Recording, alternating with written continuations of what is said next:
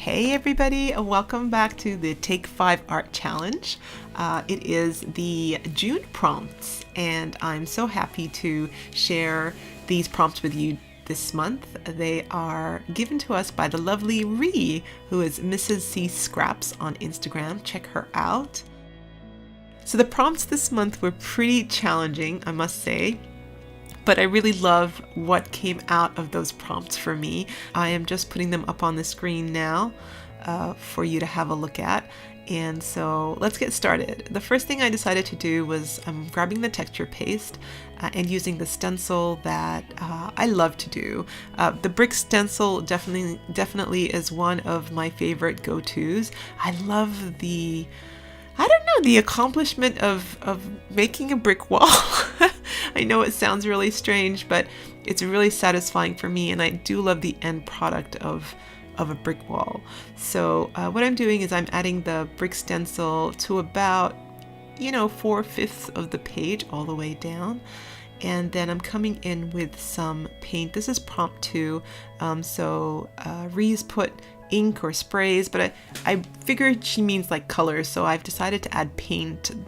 Paint will be the way I'm adding color to my layout. I'm adding red oxide here and making a brick wall. And for prompt number 3, which is the mirror image now, I decided to go for this sort of silver cardstock, but it's reflective silver, so it's kind of a mirror. So my aim is to have a little mirror in the garden. That's kind of what came to my mind when I thought of doing this layout, so that it is you walking in the garden and then coming across a mirror and you see a picture of yourself mirrored back to you in a beauty of a garden. So I hope that I was able to portray that thought that came in my head. Like that's what I want. That's where I wanted to go with my layout. So the mirrored image is you amongst beauty. So you are beautiful. So what I'm doing here is I've got a little bit of black paint and a little bit of white paint there, and I'm just adding variation in each of the bricks. Just leaving it red oxide is a bit too flat for me, and bricks are never the same, and bricks are weathered when they're in a garden. And so I'm just layering a little bit of red oxide with a little bit of black with a little bit of white, and being totally intuitive here, and no two bricks are the same, and that's how I like it.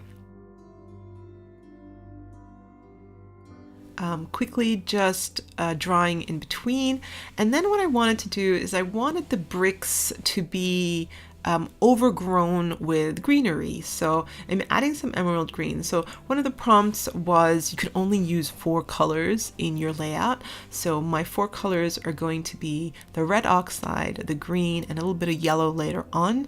I'm not counting the white and the black as as colors. They are accents, I think, or they are tones, so they can make things lighter or darker, but yeah, not adding them as colors as such.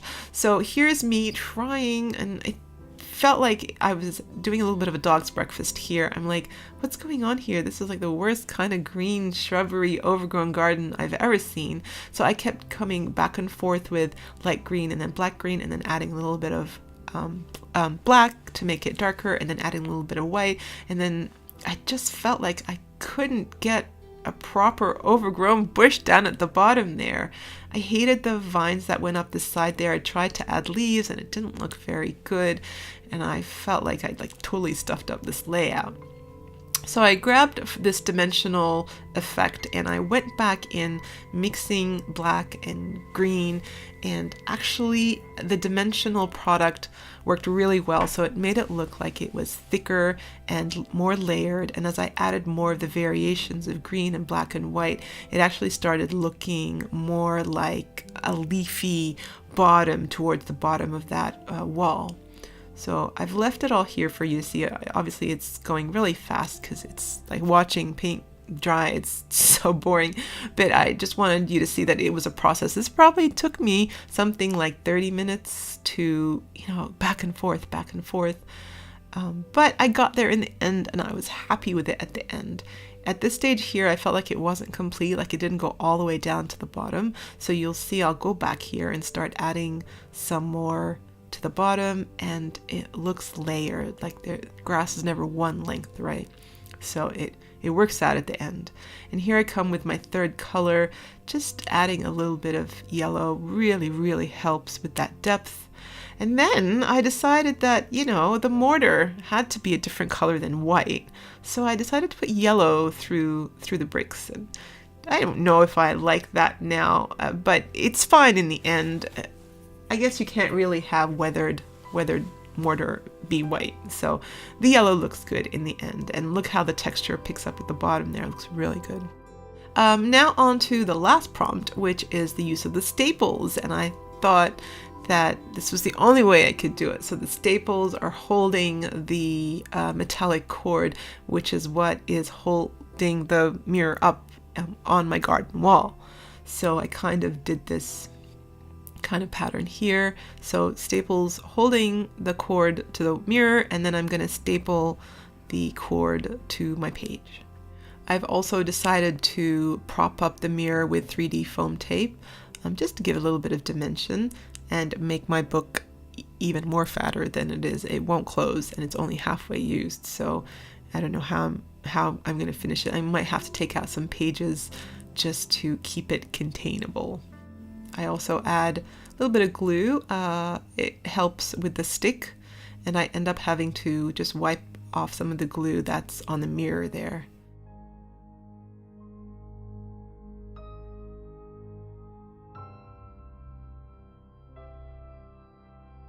So I really love how this looks. It's actually very textured, and I love the scenery. Now I did grab some of these collectibles. These are Kaisercraft. I think Golden Grove was the collection. And I just wanted to add a few elements here that were already, you know, done. I didn't want to make any of my own die cuts. And then it was time for the quote. So you guys know, if you follow me, that I'm a little bit of a Harry Potter nerd. My son is actually studying Harry Potter's The Philosopher's Stone, the first book, in literature this year. And sure enough, a Harry Potter quote just came in to save the day. This is the one that Albus Dumbledore tells Harry when he is looking through the mirror of desire. So he says, "It does not do to dwell on dreams and forget to live." And this quote for me is really apt at this time of my life, because sometimes I just get a little bit carried away, hoping and dreaming for the future, and I get a little bit annoyed with things that are happening around the house, you know, like the real life, like kids' messes and kids having to drop them off and having to make dinner and all that stuff. And when you think about it, that's the stuff that we're doing. We're living our life and having a family, and it's good to remember that. It's good to not be lost in my dreams all the time, and just remember to live and be happy in the now, as well as work towards the future. So this was a really good reminder for me. It helps me keep grounded, I think. So I added everything with some PVA glue, and I did prop up those flowers with 3D foam tape, which was important. It just gives it more dimension. And all in all, I just love how this page turned out. I hope you guys get to play this month. These prompts are really amazing. If you do decide to play, please go ahead and tag us on Instagram. We'd love to see what you do. Don't forget to go over to all the other girls and see how they use the prompts this month. I'm going to leave a link down below in my description box. Hop along to their videos, leave them some comments, give them some thumbs up, give us some love. Thank you so much for joining us. You guys are so amazing. Every month we love bringing you these prompts, and we love to see the energy that it creates amongst all our followers. I hope you have a great day, everybody, and I'll see you next month. Bye.